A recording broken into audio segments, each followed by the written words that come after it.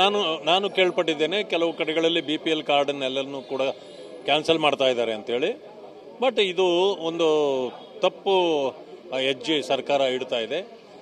BPL card ಇದ್ದಿದ್ದೇ ಬಡವರಿಗೆ ಕೊಡಲಿಕ್ಕೆ ಅಂತೇಳಿ. ಆದರೆ ಕೊಡುವಾಗ ತಪ್ಪು ಮಾಡಿದರೆ ನೀವು ರೆಕ್ಟಿಫೈ ಮಾಡ್ಕೊಳ್ಳಿ. ಅದನ್ನು ಬಿಟ್ಟು ಕೊಟ್ಟಿದ್ದು ಯಾಕೆ ಮತ್ತೆ ಈಗ ತೆಗೆಯೋದು ಯಾಕೆ ಅಂದರೆ ನೀವು BPL ಬಿಲೋ ಪಾವರ್ಟಿ ಲೈನ್ ಅವರೆಲ್ಲ ಈಗ ಶ್ರೀಮಂತರಾದ್ರ ಇದನ್ನು ಇದು ಮಾಡಬೇಕಾಗ್ತದೆ. ಇದು ಬಡವರ ಮೇಲೆ ಗದಾಪ್ರಹಾರ ಮಾಡ್ತಕ್ಕಂಥದ್ದು ಸರ್ಕಾರಕ್ಕೆ ಸರಿಯಲ್ಲ. ಸರಿಯಾಗಿ ಪರಿಶೀಲನೆ ಮಾಡಬೇಕು ಅಂತೇಳಿ ನಾನು ಮನವಿ ಮಾಡ್ತೀನಿ. ಚಿಕ್ಕಮಗಳೂರು ಒಂದೇ ತಾಲೂಕಲ್ಲಿ 5,000 BPL ಕಾರ್ಡ್ ರದ್ದು ಮಾಡಿ ಕೊಟ್ಟಿದ್ದಾರೆ. ಅಲ್ಲಿರೋ ಆಲ್ಮೋಸ್ಟ್ ಕೂಲಿ ಕಾರ್ಮಿಕರಲ್ಲ. ನೋಡಿ, ಕೂಲಿ ಕಾರ್ಮಿಕರಿದ್ದರೂ ಕಾಂಗ್ರೆಸ್ಗೆ ಓಟ್ ಹಾಕಿಲ್ಲ ಅಂತ ಖಾತ್ರಿ ಆದರೆ ಅಂಥವ್ರ ಮೇಲೆ ಗದಾಪ್ರಹಾರ ಮಾಡಲಿಕ್ಕೆ ಕಾಂಗ್ರೆಸ್ ಸರ್ಕಾರ ಹೊರಟಿದೆ.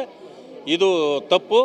ಈಗಾಗಲೇ ನನಗೆ ತಿಳಿದು ಬಂದಿರೋ ರೀತಿಯಲ್ಲಿ ಎಲ್ಲೆಲ್ಲಿ BJP ಪ್ರಾಬಲ್ಯ ಇದೆ ಅಂಥ ಕಡೆಗಳಲ್ಲಿ ಈ ರೀತಿ ಮಾಡ್ತಾ ಇದೆ ಅಂತಕ್ಕಂಥದ್ದು ನನ್ನ ಗಮನಕ್ಕೆ ಬಂದಿದೆ. ಇದು ಸರಿಯಾದ ಕ್ರಮ ಅಲ್ಲ. ಸರ್, ಇನ್ನೊಂದು ಕಾಂಗ್ರೆಸ್ನಲ್ಲಿ CM ರೇಸು ಗುದ್ದಾಟ ಹೆಚ್ಚಾಗ್ತಿದೆ. ಇದ್ರ ಬಗ್ಗೆ ನೀವೇನು ಹೇಳ್ತೀರಿ? ಸಹಜವಾಗಿ ಆಗುತ್ತೆ.